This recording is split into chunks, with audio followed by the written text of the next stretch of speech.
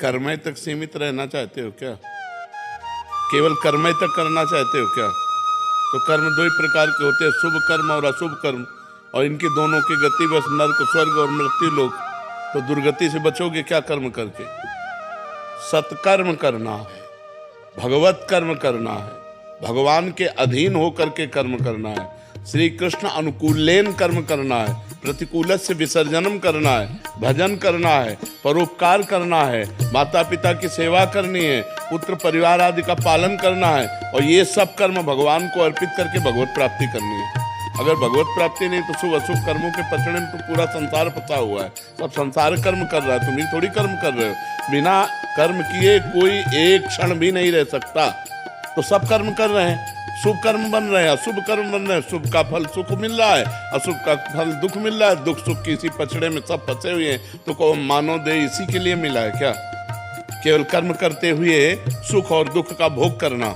मानव देह का फल मिला है, सुख दुखे समय कृत्वा लाभा लाभो जया जय।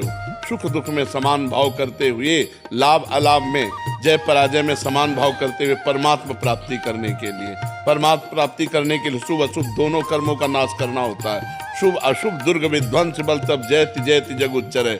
शुभ अशुभ दोनों कर्मों का जब नाश होगा तब भगवत प्राप्ति होगी। अब ये आता है, ये कला आती है दोनों कर्मों का नाश करने की। वो है हुई है सोई जो राम रचिरा का, को करी तर्क बढ़ावे साका। वही होता है जो भगवान ने रच रखा है।